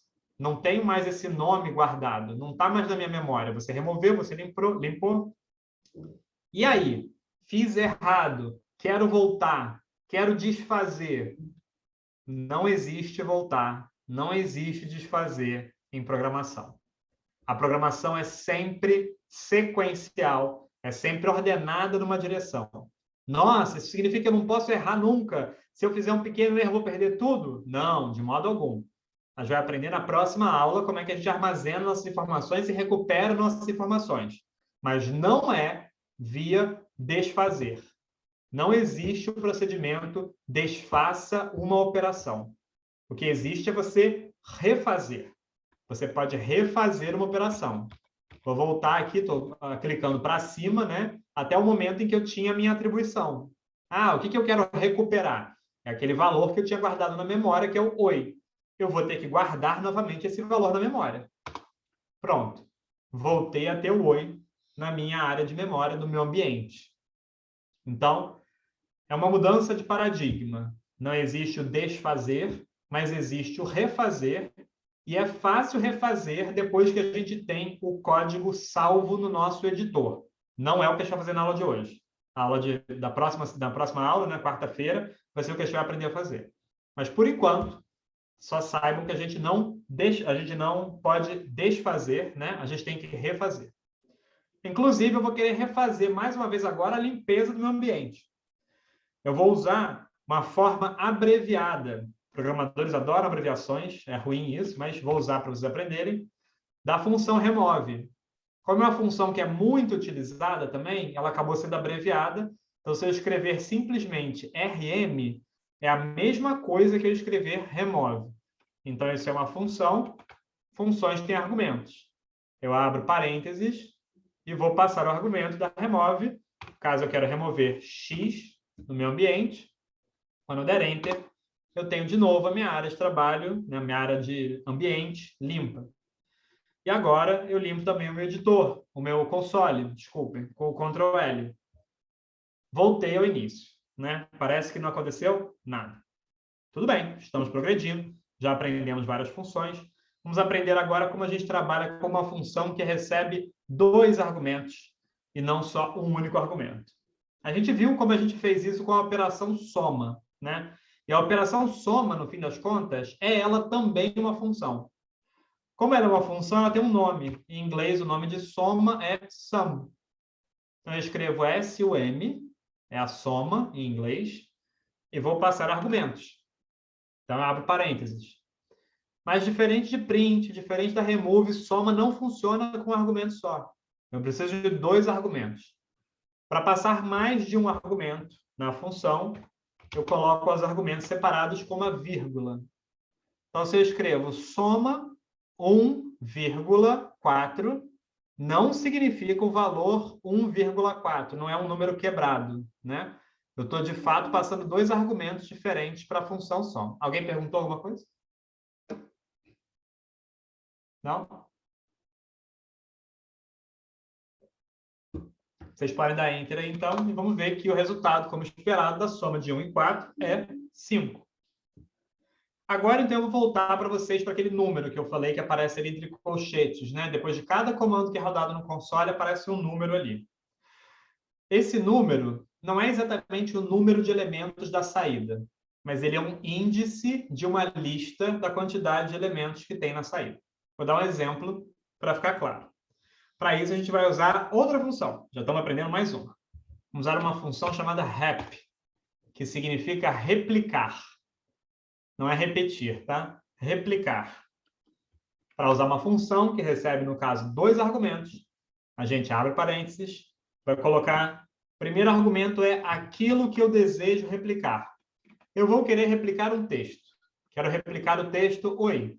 Então, coloco o texto entre aspas. Depois das aspas, coloco a vírgula para separar os argumentos da minha função de replicar. O segundo argumento da função replicar, isso tem que saber, isso a gente aprende com o uso, mas tem uma forma de descobrir também. No caso, estou passando aqui para vocês. O segundo argumento da função replicar me diz quantas vezes eu quero replicar. Então, vamos colocar um número um pouco maior, por exemplo, 30. O que essa função está dizendo? Replique para mim o texto oi 30 vezes. Quando eu dou Enter, aparece a minha saída. De fato, o texto oi foi replicado 30 vezes. Agora, vamos ver os números que estão ali na esquerda. Se a saída fosse simplesmente a quantidade de elementos, a gente teria o número 30 ali. Mas não é isso que aparece. Inclusive, os números de vocês podem estar um pouco diferentes dos meus, de acordo com a configuração do monitor de vocês. O que esses números querem dizer? Eles me dizem o índice do elemento, que é o primeiro elemento daquela linha. Então, esse 1 aqui me diz que este oi é o primeiro oi que foi replicado. Este 12 aqui me diz que este oi aqui é o 12º oi que foi replicado. Esse 23 aqui me diz que esse oi aqui é o 23º oi que foi replicado. 24º, 5º, 6º, 7º, 8º, 9º, 30º. Replicamos 30 vezes o oi. Como a gente replicou a mesma coisa, pouca diferença faz, né? Se eu estou pegando o primeiro oi, se eu estou pegando o 12º oi, se eu estou pegando o 23º oi. Mas se eu tivesse aqui um conjunto de respostas a um questionário, e eu quisesse saber, bom, essa resposta aqui foi a resposta a qual pergunta mesmo? Ah, foi a resposta à 12ª pergunta. Eu vou ter esse indicador fácil aqui. Logo, eu sei que essa aqui vai ter sido a resposta à 13ª pergunta. E assim por diante. Então, aqui é só um indicador, de fato. É o índice do primeiro elemento da linha que está sendo exibida na saída. Vocês devem ter visto aí saídas diferentes. De acordo com a resolução do monitor de vocês, isso se altera. Tudo bem? Vamos, então, agora começar a trabalhar um pouco com números. Eu prometo que a gente não vai ficar demais na parte matemática e numérica, mas é importante que a gente tenha algum domínio sobre ela. Eu chamei um número com o qual eu estava trabalhando de x. X eu acho que é um péssimo nome. X é um nome absolutamente utilizado para muita coisa na matemática, é um nome de variável muito abstrato. E eu posso escolher o nome. Eu posso escolher o nome que eu quero dar. Se eu posso escolher o nome que eu quero dar, por que a gente não escolhe nomes que sejam nomes representativos? Então, por exemplo, digamos que eu quero trabalhar com uma determinada distância. Eu tenho uma distância que está sendo medida em quilômetros. Digamos que eu tenha quase 2 quilômetros, que eu tenha 1,7 quilômetros. Eu quero guardar essa informação numa variável que me diga que esse número a que eu vou me referir é uma distância em quilômetros.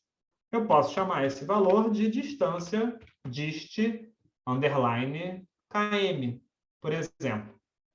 Eu não posso dar espaço no interior do nome de uma variável. Eu não posso começar uma variável com um número. Mas, tirando isso, quase que qualquer outro caractere pode ser usado. Vamos preferir nomes que sejam descritivos, né? Então, eu chamei aqui de dist_km. É uma distância em quilômetros. Mas eu quero passar um valor para essa variável, quero guardar um valor, né? Então, qual é a operação que armazena alguma coisa? É a atribuição. Usei o atalho da atribuição, o alt menos, e eu vou guardar aqui aquele 1,7 quilômetros, né, que eu mencionei com vocês, para vocês. Em vez do vírgula, como a gente usa vírgula para separar argumentos, a gente usa ponto para separar casas decimais. Então, essa distância, né, que em português a gente fala que é 1,7 quilômetros, enquanto um valor fracionado, um valor com casa decimal, eu vou falar que é 1,7 km, né? 1,7 é o nosso valor. Pronto, está lá nossa distância em quilômetros, ela é 1,7. Vamos fazer uma operação agora, que é uma operação de conversão.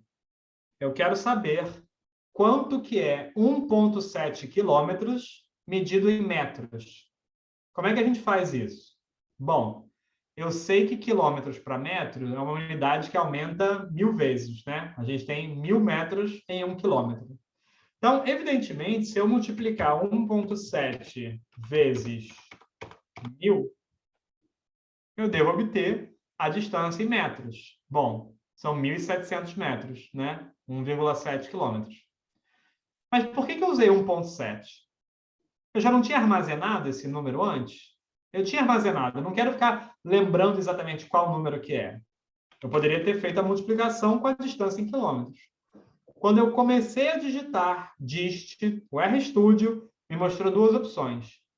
Eu tenho uma função dist, que é uma função que tem um uso próprio, está em azulzinho, inclusive, ali, e eu tenho o nome de uma variável, que é o nome de uma variável que eu criei, que é uma distância em quilômetros. É com essa aqui que eu estou trabalhando.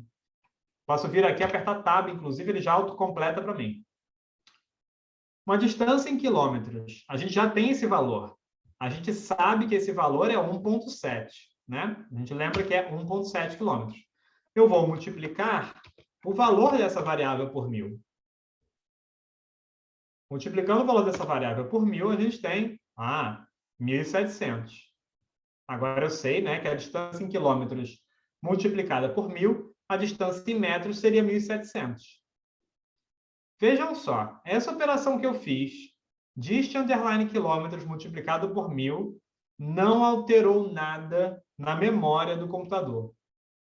O valor, distância em quilômetros, continua sendo 1,7. Eu não atribuí um valor novo para a variável distância em quilômetros.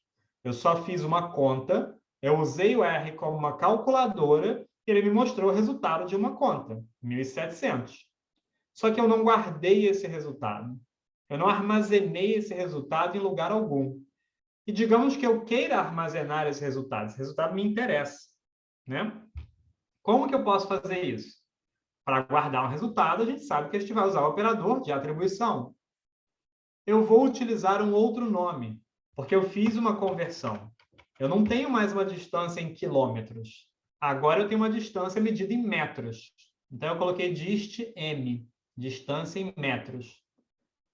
O que distância em metros vai armazenar? O que distância em metros recebe? Se vai armazenar, se recebe alguma coisa, alguma informação, operador de atribuição, setinha. Ele vai receber o resultado daquela multiplicação. Então, eu vou fazer aquela operação de multiplicação. A distância em metros recebe o resultado da multiplicação, que é a distância em quilômetros vezes 1000. Existe uma precedência aqui nesses operadores. Como é que eu sei que a distância em metros não está recebendo primeiro a distância em quilômetros e depois simplesmente fazendo uma multiplicação por 1000? Porque o operador de atribuição tem menor precedência do que o operador de multiplicação. Então, primeiro é feita essa conta daqui. A distância em quilômetros, que a gente sabe que é 1,7, olhando aqui para a minha tabela de valores, multiplico ela por 1000. A gente já sabe que a gente calculou na linha anterior, só para conferir. A gente sabe que o resultado dessa operação aqui é 1.700. Esse comando aqui de atribuição está dizendo armazene na variável distância m o resultado desta operação aqui à direita. Então, guarde na esquerda o resultado de tudo isso aqui que está à direita. Quando a gente faz o enter aqui, previsivelmente, a gente vê uma nova variável no nosso ambiente. Distância em metros, ela possui o valor 1.700. Agora, para quem sabe minimamente usar Excel, para quem está mais acostumado com Excel do que com linguagem de programação, por favor, preste muita atenção nesse momento. Isso aqui é simples, mas não é trivial. O que acontece se eu fizer o seguinte comando? Dist _ km recebe 1,8. Essa linha faz uma coisa e somente uma coisa. Quem está mais acostumado com Excel pode imaginar que, corretamente, quando eu atribuir à variável dist_km o valor 1,8, este valor aqui vai mudar. A gente já aprendeu isso, né? A atribuição vai passar de 1,7 para 1,8.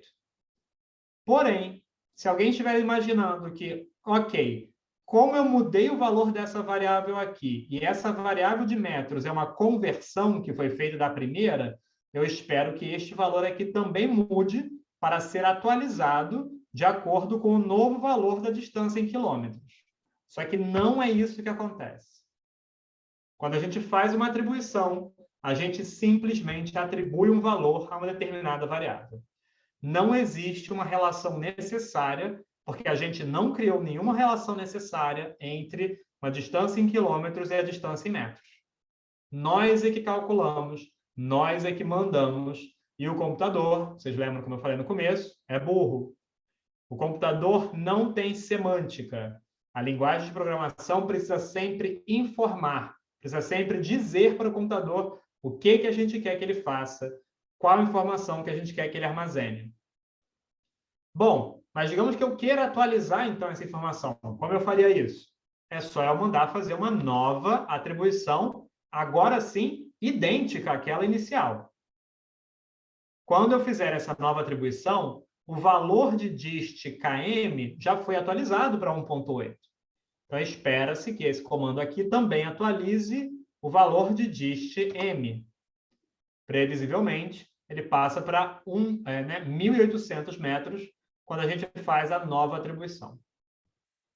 Então, cuidado, especialmente quem saca mais, né, do Excel, quem imagina que você pode ter uma relação necessária entre variáveis. Esse não é necessariamente o caso. Por definição, esse não é o caso. Estou satisfeito com isso aqui. Quero limpar a minha área. Vamos fazer um comando para remover.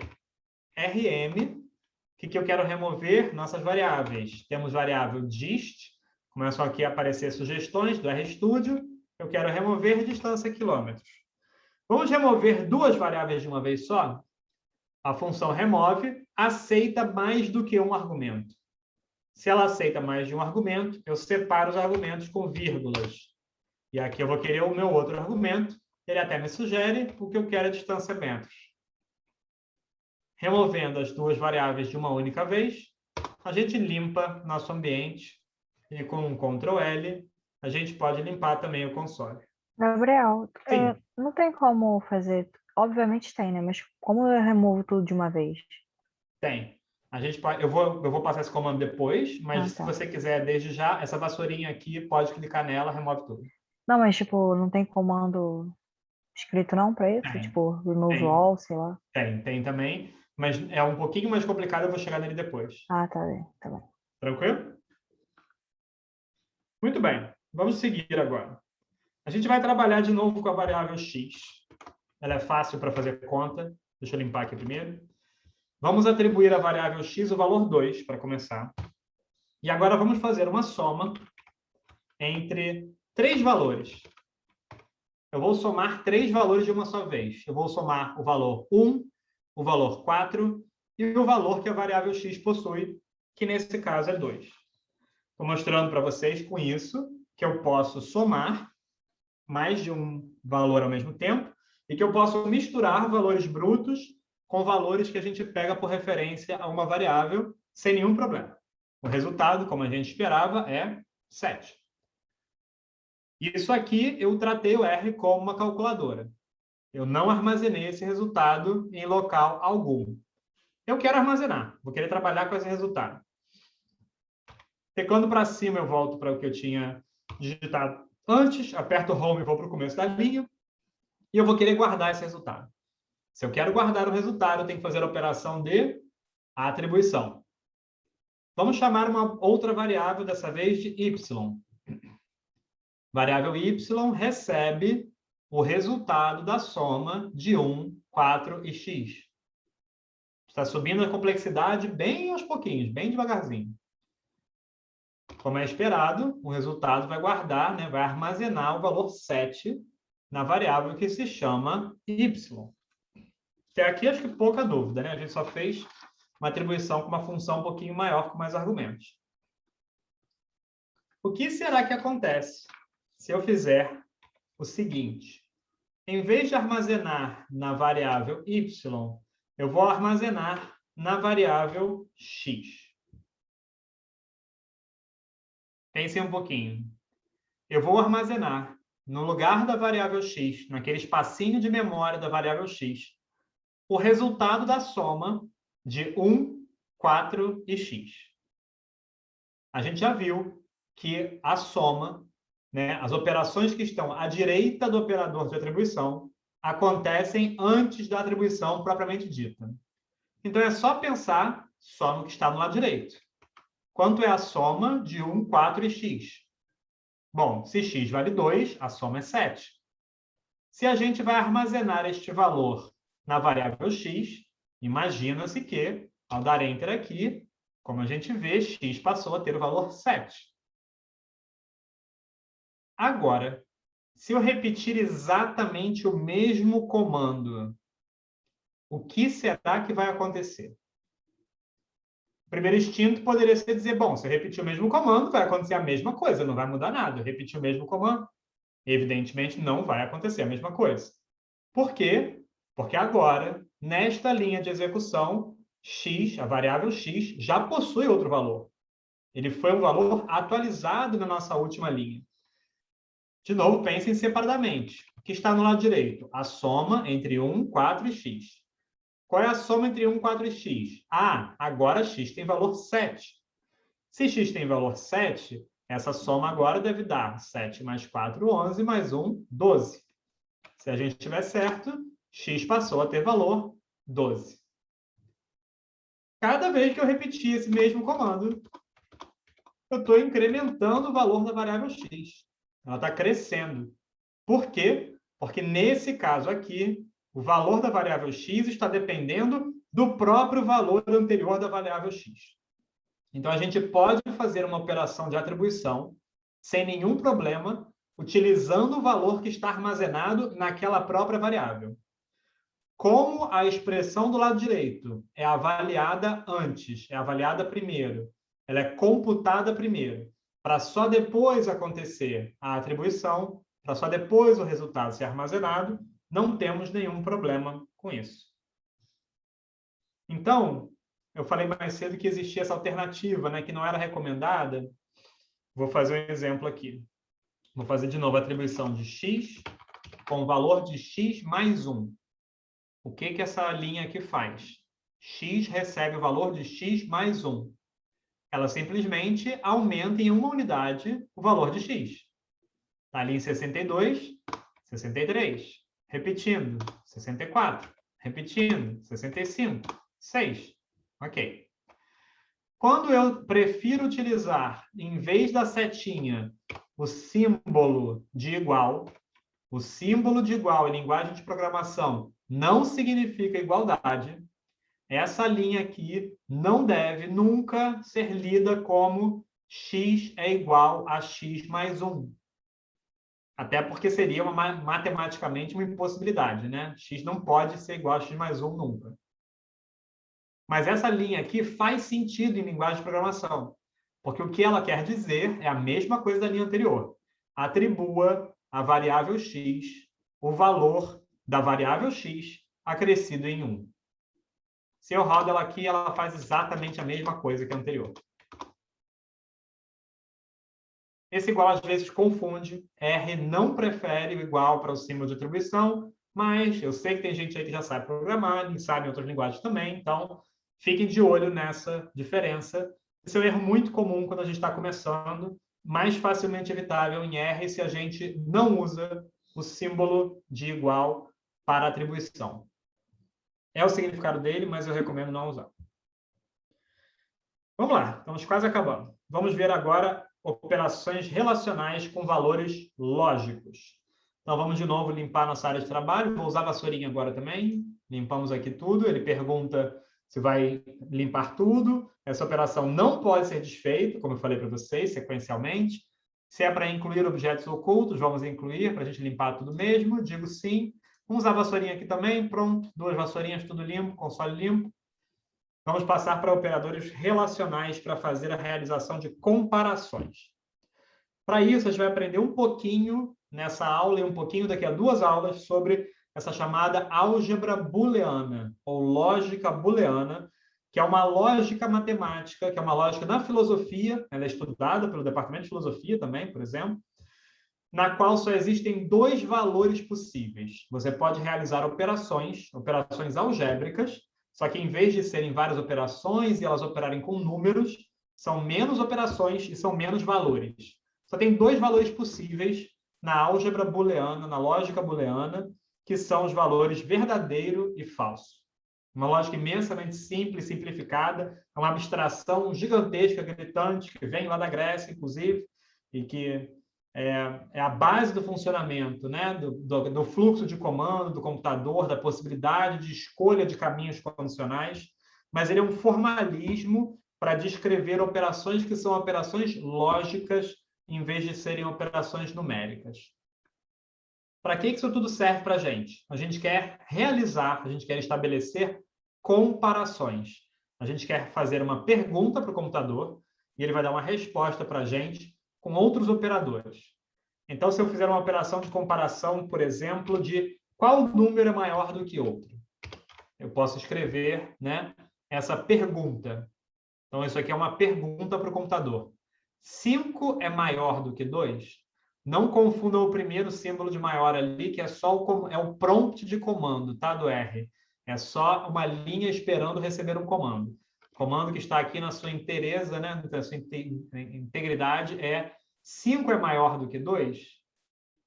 Quando a gente roda esse comando, o computador nos diz, verdade, 5 é maior do que 2.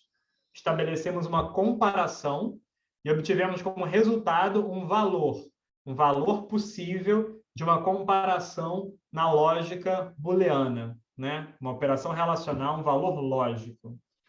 Inversamente, se a gente perguntar 5 é menor do que 2, espera-se que a gente tenha como retorno falso, que é o outro único valor de verdade existente. A gente pode comparar expressões. Então, se eu perguntar 5 é menor do que 2 mais 4, lembre-se da mesma forma da atribuição, né?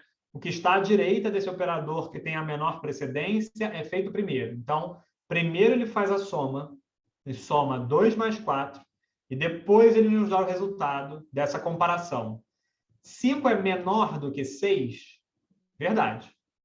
Então, vejam de novo a precedência, né? Se ele perguntasse primeiro, 5 é menor do que 2, ele responderia falso. Só que aí está faltando um mais 4, né? Então, como é que eu faria falso mais 4? Não dá para conversar. Não dá para você fazer soma com valores lógicos. Valores lógicos são simplesmente verdadeiro ou falso. A gente vai aprender daqui a 2 aulas quais são as operações que a gente faz com valores lógicos. Aqui a gente só está aprendendo como gerar valores lógicos e o que eles significam, né? Então, isso aqui é a mesma coisa que esta operação de precedência. É como se eu tivesse um parênteses ali do lado direito, dizendo faça primeiro 2 mais 4, e aí compare o resultado disso com 5 é menor do que o resultado disso. Poderia fazer da mesma forma, 2 mais 3. 5 é menor do que 2 mais 3? Opa, 2 mais 3 é 5. Então, a pergunta aqui passa a ser, 5 é menor do que 5? Não, né? 5 é igual a 5. Não é nem maior, nem menor. Mas a pergunta é, 5 é menor do que 5? A gente imagina e confere que ele responde falso. Aí eu quis perguntar, né? Eu disse, 5 não é nem menor, nem maior do que 5. 5 é igual a 5. Será que essa é uma pergunta que eu posso fazer também? Eu posso perguntar para o computador, será que 5 é igual a 5? Essa é uma pergunta possível de ser feita, mas não se escreve dessa forma. E esse é um erro imensamente comum. A gente pensa que o operador de igual, né, faria essa comparação. 5 é igual a 5? Só que a gente já viu que o operador de igual é uma alternativa para o operador de atribuição. E isso é imensamente comum em quase qualquer linguagem de programação. Então, a gente tem que ter uma forma alternativa de perguntar se 5 é igual a 5. A gente vai ser um pouquinho redundante e colocar 2 sinais de igual juntos. Eu escrevo 5 igual 5. Com isso, eu estou perguntando se 5 é igual a 5. Aqui sim, a gente tem um retorno verdade. Pô, mas é evidente que 5 é igual a 5, né? É o mesmo número. Tá, mas se a gente quiser perguntar se 5 é igual ao resultado de uma operação que a gente não sabe qual é, que é uma soma, isso é uma forma da gente conferir condições. Isso aqui é muito importante, vai ficar mais evidente para vocês nas próximas 2 aulas, como é que a gente vai usar esse tipo de operação, mas é importante a gente saber a base dela, né? A gente está comparando 2 valores, o valor que está à direita está sendo feito como resultado daquela expressão. Primeiro o resultado da expressão, depois acontece a comparação, e a comparação nos diz verdadeiro. Bom, se eu posso perguntar se um valor é igual a outro valor, faria sentido eu perguntar se um valor é diferente de outro valor. E a gente pode fazer isso igualmente, usando uma exclamação antes do igual. A exclamação costuma ter o valor lógico da negação. É o inverso de. Então, se eu estou perguntando, o inverso da igualdade é a desigualdade. Então, 5, exclamação igual a 5, é uma pergunta que quer dizer, 5 é diferente de 5? Se a gente pergunta 5 é diferente de 5, a gente sabe que não é, a gente espera que o resultado dê falso. Essa comparação não procede, é inválido, né? Não é verdadeiro que 5 seja diferente de 5. Será que 5 é diferente de 8? Esperamos que sim. De fato, é verdade que 5 é diferente de 8. Quando comparamos 5 com 8, perguntando, são valores diferentes? A resposta é verdade, são valores diferentes. Vocês podem estar começando a intuir como é que isso aqui pode complicar um pouquinho. Não vamos complicar hoje ainda, mas no futuro. Se eu posso perguntar, 5 é maior ou igual a 5? É uma outra operação, né? Eu coloco o sinal de igual antes da igualdade. Eu estou perguntando, 5 é maior ou igual a 5? Bom, 5 é igual a 5, espero que isso dê verdade. Se eu perguntar 6 é maior ou igual a 5, de novo, né, uma comparação, 6 é maior do que 5, esperamos que essa comparação retorne igualmente verdade. Lembre, então, eu já falei da atribuição e do x. Beleza. Uma penúltima coisa. A caixa, né, o fato das letras serem usadas com letra minúscula ou com letra maiúscula faz diferença. Então, se eu escrever atribua a variável x o valor 5, eu tenho a variável x com o valor 5. Eu posso perguntar, x, né, o valor da variável x é maior do que 3? Então, evidentemente, né, o valor que tem a variável x, 5, é maior do que 3, ele me responde verdadeiro. Só que digamos que eu digitei errado, digitei o x como letra maiúscula. Né? Eu coloquei ali, ó, x maiúsculo é maior do que 3. A gente tem como resultado um erro, porque o objeto x não foi encontrado. Cada caractere faz diferença. Quando a gente estiver vendo códigos um pouco mais complexos, um pouco mais extensos, várias vezes a gente vai cometer erros tipográficos, erros de digitação mesmo. E vai ter um erro porque a gente escreveu uma teclinha diferente. Nossa, mas eu bati uma coisinha a mais. O computador não podia saber que x maiúsculo eu queria dizer x minúsculo? Não. O computador, de novo, é burro. Ele não sabe, a gente tem que saber. Então, para a gente terminar, eu gosto sempre de remover tudo. Vamos remover hoje ainda com a vassourinha. Temos o ambiente limpo. Sempre como eu gosto de começar, é sempre como eu gosto de terminar. Nem sempre dá tempo, mas hoje deu tempo. Programação, gente, é um conhecimento muito incremental, muito cumulativo. Tudo que a gente usou hoje é absolutamente crucial para a gente entender a aula seguinte e daqui para diante até o final do semestre. Eu planejei 6 aulas, talvez, se a gente tiver com tempo, energia, a gente vê 7, 8 aulas, mas eu vou ver como é que vai ser a resposta de vocês. Então, por favor, tirem dúvidas, perguntem, pratiquem. Praticar é completamente fundamental. Vocês podem brincar e experimentar sem medo, não vai afetar em nada os computadores de vocês. Mas um espacinho agora no final da aula para perguntas e dúvidas, caso vocês tenham dessa nossa introdução de hoje.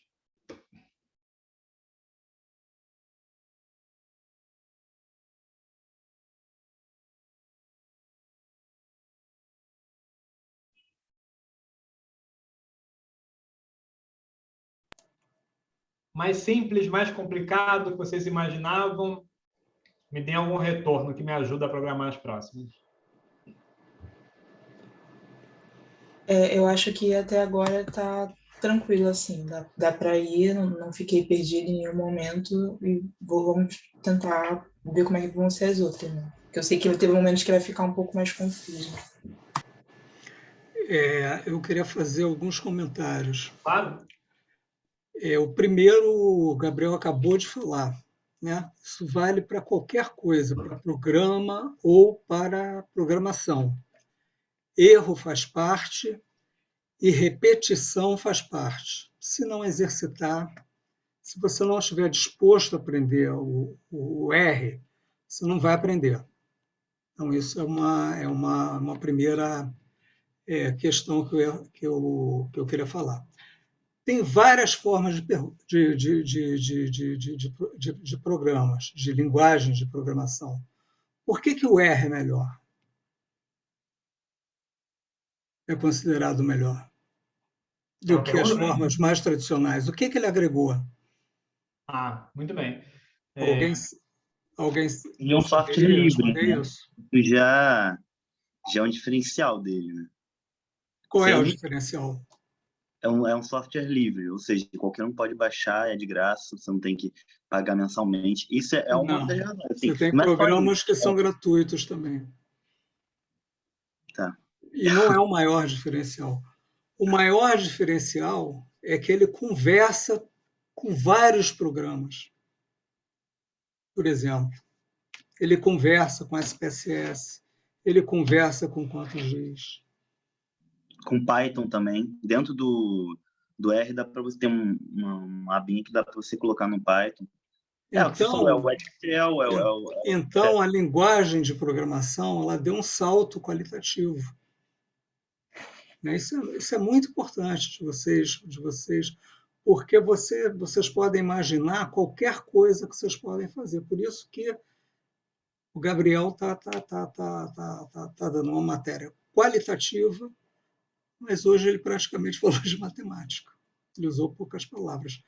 Mas aí é uma outra coisa. Cada programa tem uma lógica própria.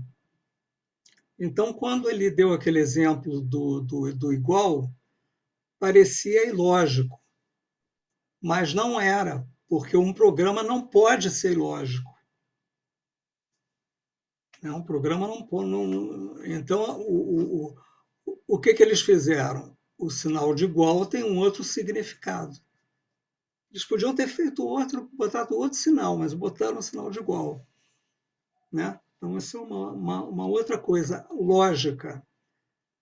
Né? Então, se vocês estão cometendo um erro, pode ser um erro trivial de digitação, mas pode ser um erro lógico também. E esse erro é mais grave. E, Bruno, Essas considerações que eu queria fazer. Tá ótimo. Aprendi muito hoje e fiquei animado em já aprender o R. Que bom.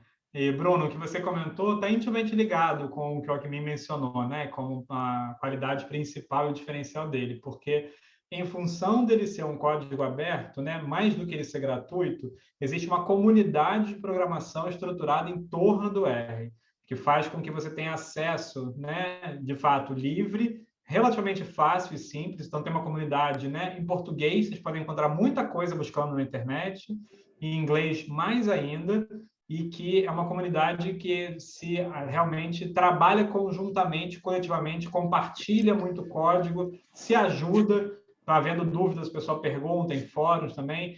É uma construção coletiva fundamental. É isso que confere a possibilidade dele ser tão integrado com várias linguagens. Então, vocês vão ver, vai ter um momento que a gente vai pegar a nossa mesma base que a gente trabalhou lá no começo, o arquivo, né, do resultado da pesquisa, e a gente vai conseguir abrir ele em R. Não seria um arquivo que poderia ser lido por R normalmente, mas algum programador achou importante desenvolver um programa para conseguir ler aquele tipo de arquivo e disponibilizou gratuitamente para todo mundo poder usar. Então, tem uma força muito grande da comunidade. Eu espero que a gente tenha... Vocês lembram lá no PSPP que a passagem do output para a planilha foi a maior complicação. Isso. Eu tentei pelo programa, tentei pela linguagem do programa, tentei pela programação, fui no SPSS e copiei as mesmas linhas de programa, não resolvi. O R pode resolver. Exatamente. Então, quer dizer, essa coisa de ser da comunidade, que o Gabriel falou, e dessa comunidade aberta, não comercial, exatamente. Isso é um combate contra programas que custam um absurdo. Exato, exatamente. Entendeu? É uma alternativa, assim... E muito desenvolvido em universidades. É uma coisa que chega a ser política, né? Porque... exatamente. É muito desenvolvido em universidades. Normalmente são sempre professores de universidades do mundo todo que colaboram, né? Então, é um dos poucos bastiões ainda, né, de resistência que continua sendo a universidade como disseminadora, né, de produção de conhecimento. Boa. Tá, gente, acho que está na nossa hora, então. Espero que tenham aproveitado, gostado. Dúvidas, mandem. Treinem um pouquinho. Vocês não vão poder fazer as coisas demais ainda, mas depois da aula de quarta, certamente vai ter coisa para a gente experimentar, treinar mais. Mas tentem, por favor, chegar na hora mais uma vez, porque vocês viram, né? Quem deve ter perdido o começo tem muita chance de perder adiante. Então, não vamos bobear nessa reta final. Beleza, gente? Então, tchau, tchau. A sorte de vocês vai estar gravado hoje no YouTube. Tá? Maravilha. Obrigado. Até quarta, gente. Até quarta.